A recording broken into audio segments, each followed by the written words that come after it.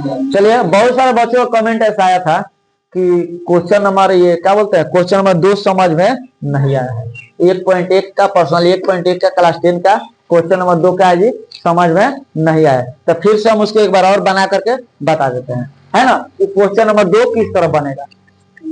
Question number 2 में आपका कह रहा है कि दर्शाना है कि कोई भी धनात्मक विषम पूर्णांक 6p+1 या 6p+3 या 6p+5 के रूप का होता है। तो देखो यहां ध्यान से समझो, मान लेते हैं, माना ये कोई क्या जी धनात्मक विषम पूर्णांक है, क्या जी धनात्मक विषम पूर्णांक है ना, ये क्या जी कोई धनात्मक विषम पूर्णांक है ना। उसके बाद इसको सिद्ध करना है, तो सिद्ध करना है, सिद्ध क्या करना है जी, सिद्ध करना है कि यह 6q क्या है जी 6q+1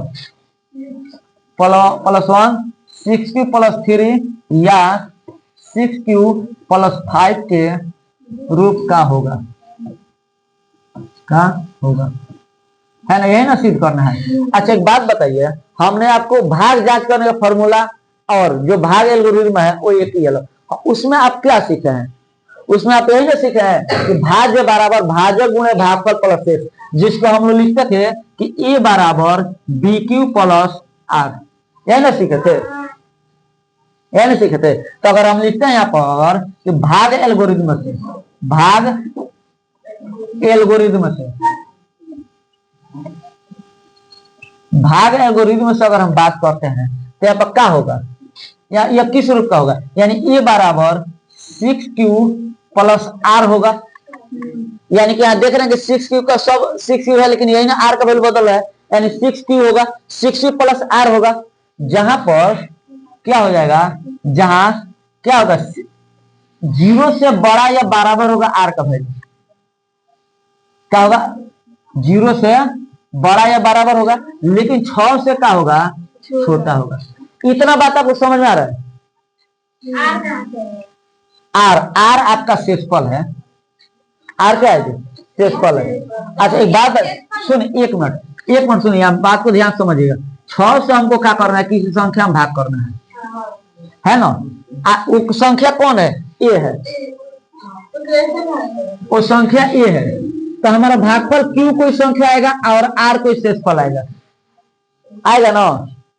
मान लीजिए कि संख्या है कोई ए, इसमें मान लीजिए एक जगह पर मान लेते कोई विषम पूर्णांक मान लेते हैं कि 7 है ना, चाहे 9 है, एक जगह पर अगर हम यहाँ पर 9 मानते हैं तो 9 तो 6 एकम 6 काटेंगे, 3 से हमारा आएगा कि नहीं आएगा, आएगा ना। अच्छा ये 3 क्या है, ये 6 से बड़ा होगा छोटा होगा, बड़ा तो नहीं होगा, कभी भी ये वाला 6 से छोटा ही आएगा, और 0 से बड़ा होगा, या 0 भी आ सकता है वहां पर।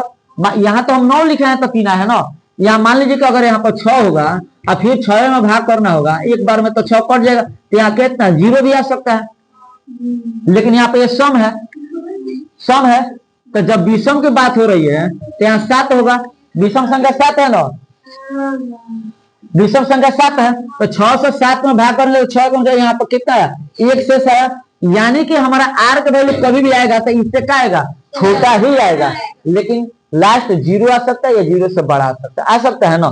तो यानी कि आर का वैल्यू क्या होगा, 0 से बड़ा या बराबर हो सकता है, लेकिन 6 से छोटा होगा, 6 के बराबर।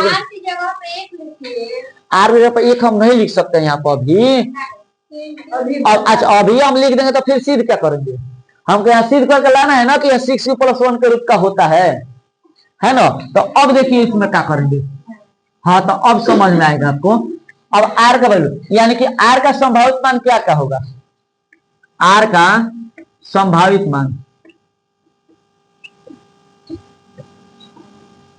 आर का संभावित मान क्या होगा बताओ। तो अगर विषम पूर्णांक की जब बात कर रहे हैं, है ना, यहां लिख दे रहे हैं, छोटा करके बता रहे हैं, विषम पूर्णांक के लिए, विषम पूर्णांक के लिए चाहे ऐसे विषम पूर्णांक के लिए, विषम पूर्णांक के लिए आर का संभावित मान क्या होगा, तो या तो 1 होगा, नहीं तो 3 होगा, नहीं तो 5 होगा, यही ना होगा विषम पूर्णांक, यही ना होगा। अब इस मान को इसमें रह करके देखना कि उस रूप में आ रहा है कि नहीं आ रहा है ना।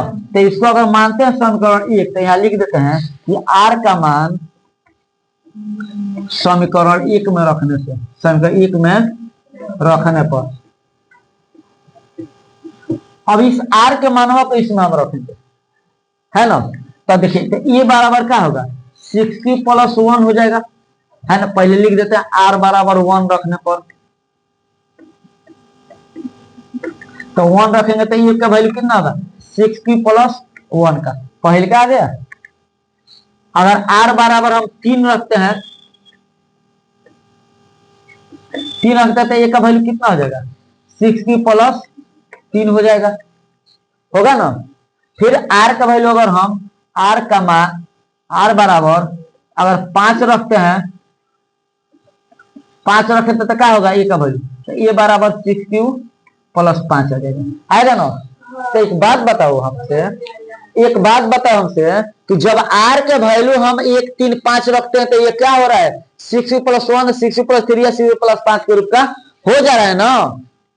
हमको ये विषम पूर्णांक के लिए देखना था तो विषम पूर्णांक का मान हमें यहाँ पर रख दिए, और मान रख करके हम देख रहे हैं तो इसका वैल्यू उतना आ रहा है कि नहीं आ रहा है, उस रूप का आ रहा है। अतः हम कह सकते हैं क्या, अतः किसी विषम पूर्णांक, कोई विषम पूर्णांक, अतः कोई विषम पूर्णांक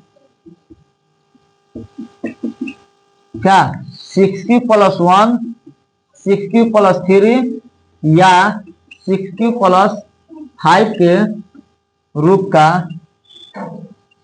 हो सकता है, होता है क्या, होता है ना। यही ना प्रूफ करना था हमको, यही प्रूफ करना था। अब बात समझ में आई होगी। अब आपको बढ़िया से क्वेश्चन नंबर 4 समझ में आएगा। हाँ 3 5 कौन 3 5, ये इस मान को रखे। अच्छा एक बात जो 6 से भाग कर रहे हैं तो इसका शेषफल कितना आएगा, 6 से छोटा ना आएगा। जब बात विषम की हो रही है तो 1 3 5 विषम संख्या हमको विषम रखना है, क्योंकि विषम संख्या के बारे में पूछ रहा है। हाँ विषम के बारे में पूछ रहा है तो हमको विषम संख्या रखना है। विषम संख्या रख करके हम देख लिए भाई उस रूप का आ जा रहा है, कोई दिक्कत नहीं हो रही है ना। ठीक है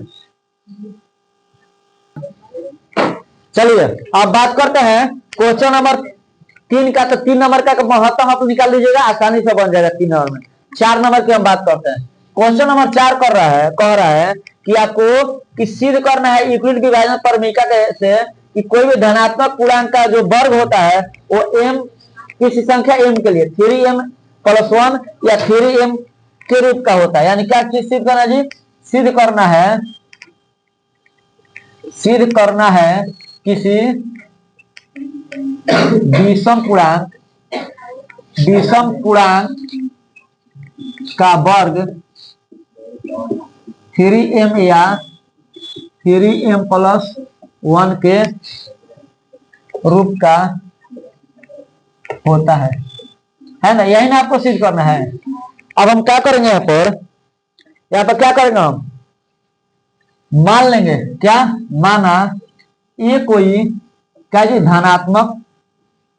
धनात्मक विषम पूर्णांक है।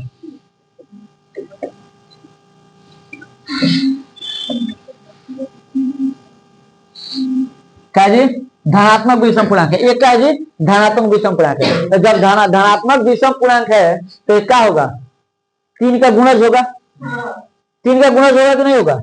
पहले इसको लिख लेते हैं भाग एल्गोरिथम से किस रूप का होगा, तो भाग एल्गोरिथम से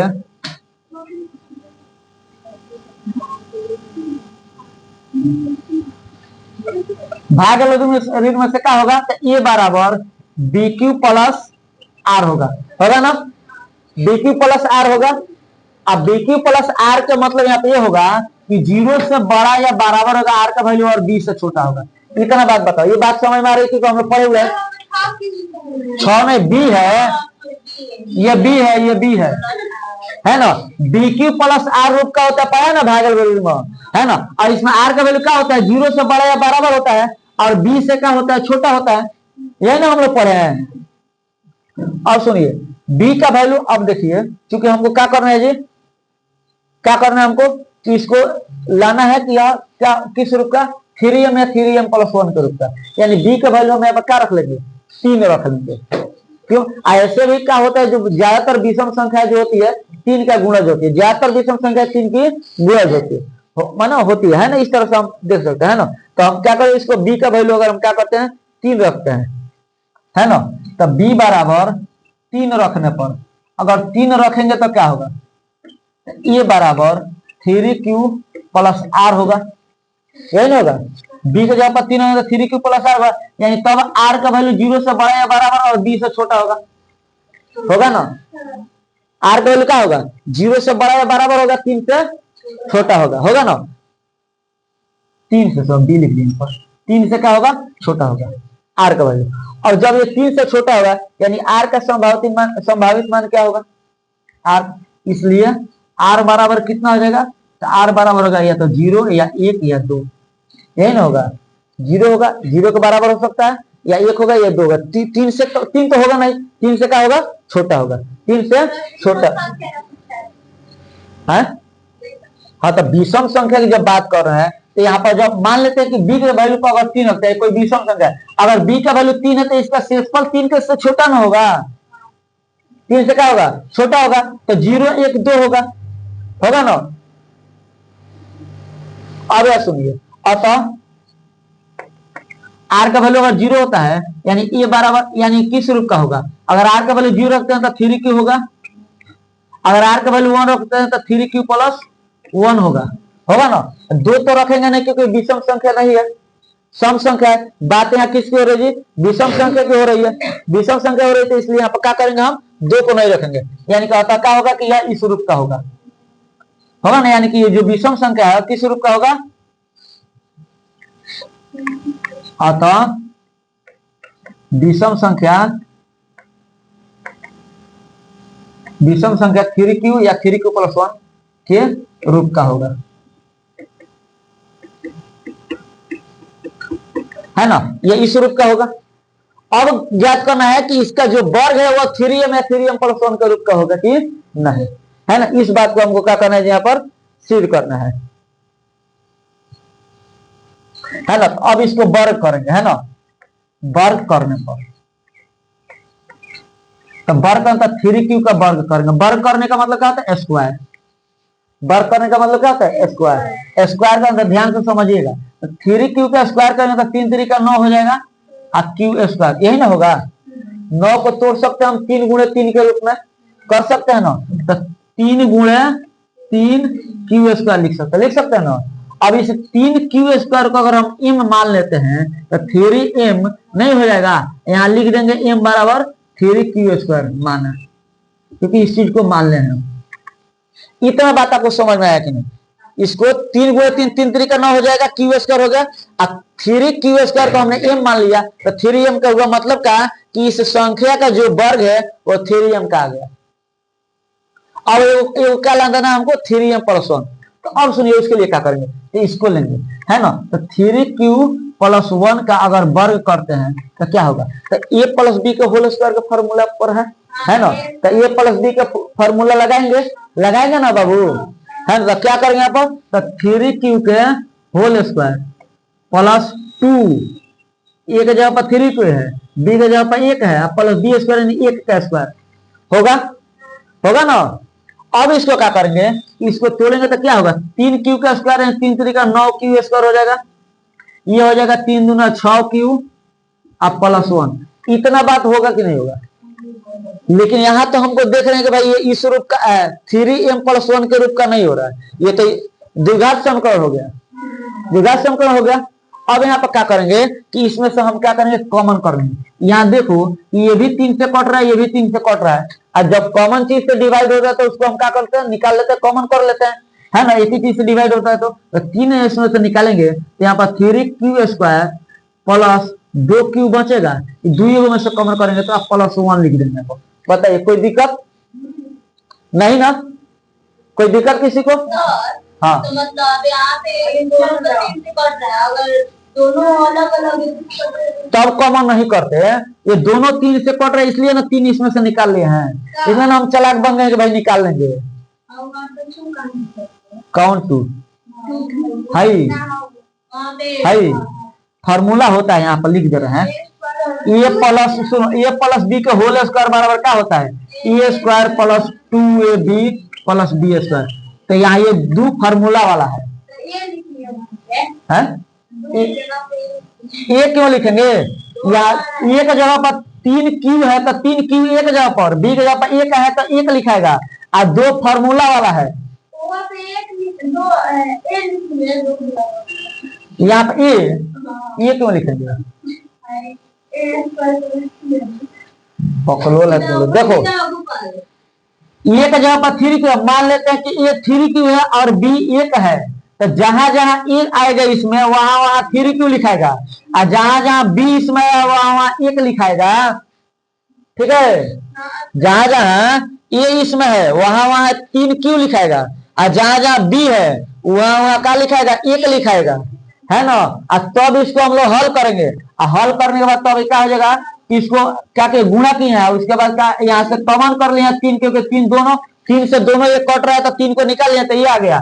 और यहाँ पर हम जब ये आया तो इतना बराबर अगर हम m मान लेते हैं तो क्या होगा 3m प्लस 1 हो जाएगा। क्यों, क्योंकि यहाँ पर क्या माने हम 3q स्क्वायर प्लस 2q बराबर क्या माने हैं m मान लिए हम, है ना।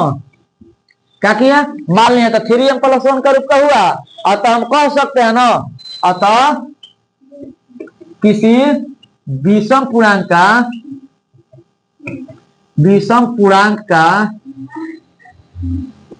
का वर्ग क्या होगा जी 3m या 3m प्लस 1 के रूप का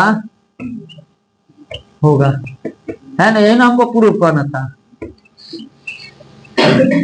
एक क्वेश्चन और इसमें का बचा हुआ है, क्वेश्चन नंबर 5 की बात करते हैं। क्वेश्चन नंबर 5 कह रहा है कि सिद्ध करना है हमको, कहा कि कोई भी धनात्मक विषम पूर्णांक का घन, इसके पहले वर्ग सिद्ध किए थे, अब घन, घन मतलब होता है पावर 3, यानी उसको उसी संख्या से उसी में 3 बार गुणा करेंगे तो वह 9m या 9m प्लस 1 या 9m प्लस 8 के रूप का होगा। इस चीज को हमको सिद्ध करना है। तो फिर यहाँ पर मान लेते हैं कोई धनात्मक विषम पूर्णांक है, जब ये कोई विषम पूर्णांक है यानी ए का वैल्यू क्या होगा बी की प्लस आर के रूप का होगा, जहां 0 से बड़ा बराबर होगा आर का वैल्यू और बी से छोटा होगा। बात तो जब विषम संख्या को हो रही है तो ज्यादातर विषम संख्या क्या होती है जी 3 का गुणज होता है ना। तो क्या होता है ए का वैल्यू हो गया ए बराबर का बी की प्लस आर, माने इस रूप में हम उसको लिख सकते हैं, है ना, अगर कोई भी है तो। लेकिन बात यहाँ पर जब हो रही है, जब बात किसकी हो रही है कि 9m प्लस 1 या 9m प्लस 8 के रूप में सिद्ध करना है। और जब सिद्ध करना है यहाँ पर तो विषम संख्या की बात हो रही है, तो यहाँ पर क्या करें बी का वैल्यू 3 रख देंगे क्योंकि बात विषम संख्या हो रही है। और ज्यादातर विषम संख्या क्या होती है 3 का गुणज होती है, 3 का गुणज होती है, इसलिए यहाँ पर बी का वैल्यू 3 रख देंगे। जब 3 रखेंगे तो आर का वैल्यू हमारा क्या होगा 3 से छोटा होगा, यानी 0 होगा, नहीं तो 1 होगा, नहीं तो 2 होगा। यहाँ पर जब यहाँ पर आर का वैल्यू होगा यानी कि वो क्या होगा, ये संख्या 3q या 3q प्लस 1 या 3q प्लस 2 के रूप का होगा, इसी के रूप का होगा। अब इसको ये सिद्ध करना है हमको कि इसका जो घन है वह इस रूप का होना कि नहीं। यानी अब क्या करेंगे घन करने पर क्या लिखेंगे, घन करने पर। अब यहाँ पर आप बात समझ में ध्यान समझिएगा, जब इसका घन करेंगे तो 1q निकालेंगे, यानी a का पावर 3, a का पावर 3 मतलब क्या हुआ 3q का पावर 3, यानी 3q का पावर 3 करेंगे तो कितना होगा 3 3 का 9 और 9 3 27, यानी कितना 27q का पावर 3 होगा। क्या हुआ 27q का पावर 3, और 27q का पावर 3 को तो अभी जो वर्ग वाले में बताया उसी तरह करेंगे। यहाँ से 3 गुणे 9 और q का पावर 3 लिख सकते हैं ना हम, है ना। लेकिन देखिए 3 यहाँ कॉमन है क्योंकि 9m का रूप का लाना है ना, तो 3 नहीं करेंगे 9 को लेंगे तो 9 गुणे 3q के पावर 3 लिख सकते हैं, 9 3 27 हो जाएगा, है ना। और q का पावर 3 अब सुनिए यहाँ पर तो 9m तो लिख सकते हैं आसानी से, मान लेंगे 3q के पावर 3 बराबर m, क्या मान लेंगे यहाँ पर 3q के पावर 3 बराबर m, क्या कि हमने मान लिया, है ना, क्या कि हमने मान लिया। तो यहाँ पर क्या होगा 9m हो गया। अब देखिए दूसरा है, ये दूसरा वाला है तो एक ही बराबर दूसरा वाले का निकालेंगे 3q प्लस 1 के पावर 3 है ना। तो 3 क्यू प्लस 1 का पावर 3 का मतलब क्या हुआ कि ए प्लस बी के होल पावर 3। तो इसके लिए आप फॉर्मूला एक याद रखिएगा, ए प्लस बी का होल पावर 3 होता है ना। क्या होता है, ए प्लस बी के होल पावर 3 बराबर होता है ए क्यू प्लस 3 ए² बी प्लस 3 ab², है ना, प्लस बी की है ना। A Q plus 3 a² B plus 3 ab² plus B की, ये फॉर्मूला होता है। अब यहाँ पर देखिए कंफ्यूज मत होइएगा, यानी कि उसमें जहां जहां ए है वहां वहां 3 क्यू, जहां जहां ए है तहां तहां 3 क्यू है, जहां जहां बी है वहां वहां हम क्या रखेंगे, 1 रखेंगे। और 1 रख करके हम क्या करेंगे, तब इसके मान को बैठा करके हम हल करेंगे, है ना। तो देखिए अब इसको क्या करेंगे, इस फॉर्मूला पर रखेंगे हम। तो एक जगह पर 3 क्यू है, क्या है, ए क्यू है, यानी 3 क्यू के पावर 3 है ना, प्लस 3 फार्मूला में है तो 3 फार्मूला वाला a² का, यहाँ 3 क्यू एक जगह पर तो 3 क्यू का होल स्क्वायर है ना। बी है तो गुणा में क्या हो जाएगा, बी की जगह पर 1 है तो 1, फिर कितना है जी, प्लस 3 फार्मूला में ए एक जगह पर 3 क्यू और बी की जगह पर 1 है तो 1 का स्क्वायर और प्लस बी क्यू माने 1 का पावर 3 है ना। इतना लिखेंगे ना। अब सुनिए, अब यहाँ पर क्या है, 3 क्यू का पावर 3 यानी कि ये वाला कितना आ जाएगा यहाँ पर, 3 क्यू प्लस 1 के पावर 3 बराबर कितना आ जाएगा हमारे यहाँ पर, तो 3 3 का 9 और 9 3 27, क्यू के पावर 3 होगा ना यहाँ पर, तो 27 क्यू के पावर 3 हो जाएगा। यहाँ पर क्या हो जाएगा, 3 का स्क्वायर तो 9 और 9 3 27, क्यू के पावर 2, 1 से गुणा हो तो उतना ही होगा, तो कितना हो गया प्लस 27, 27 है ना, हाँ 27 क्यू के पावर 2। यहाँ पर कितना हो जाएगा, 1 का पावर 1 ही होगा, 1 का पावर 2 है तो 1 ही होगा, है ना। और 3 3 का 9 तो कितना हो जाएगा, 9 क्यू हो जाएगा, प्लस यहाँ पर 1 का पावर 3 तो 1 पावर कितना भी रहेगा तो उसका वैल्यू 1 ही होता है ना, तो 1 हो जाएगा। इतना बात समझ में आया।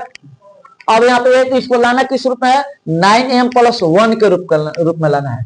तो उसमें लाने के लिए देखिए, तो 3 क्यू प्लस 1 के होल पावर 3 बराबर, अब इसमें देखिए लास्ट में एक है, इस सब देखिए सब में ऐसा सब 3 का गुणज है, सब में है ना, 9 का गुणज है, 9 का रूप में लाना है, 9 का गुणज है, तो 9 कॉमन करेंगे तो क्या बचेगा यहाँ पर, 3 क्यू के पावर 3 प्लस 3 क्यू² प्लस क्यू, यही ना बचेगा, अब प्लस 1 बचेगा ना। अब इतना को अगर m मान लेते हैं तो 9m प्लस 1 हो जाएगा क्या, अगर मान लेते हैं m बराबर 3 क्यू का पावर 3 प्लस 3 क्यू² प्लस क्यू मान, तो हो जाएगा m प्लस 1 आ गया।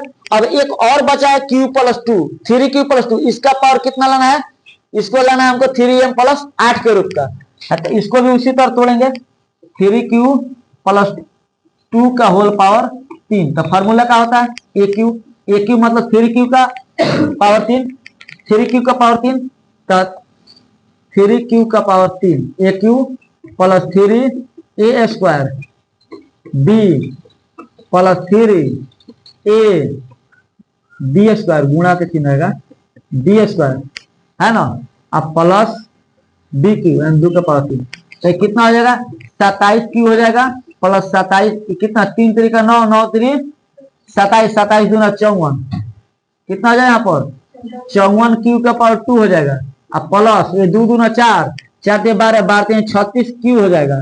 यहाँ पर कितना 2 का पावर 3 कितना होता है 8। अब यहाँ से भी क्या करेंगे, हम कॉमन कर लेंगे, क्या 9 कॉमन कर लेते हैं, है तो क्या बचेगा, क्यू का पावर 3 होगा, तो 9 3 27 होता है 3 क्यू का पावर 3 हो जाएगा, प्लस 9 6 14 तो 6 क्यू का पावर 2 हो जाएगा, और 9 4 36 तो 4 क्यू हो जाएगा, और प्लस 8 है ना। अब इतना बराबर अगर m मानते हैं तो 9m प्लस 8 हो जाएगा, यानी m बराबर क्या माने यहाँ पर, तो 3 क्यू प्लस 6 क्यू² प्लस 4 क्यू मान लेते हैं, है ना, माना है ना। अतः हम क्या, अतः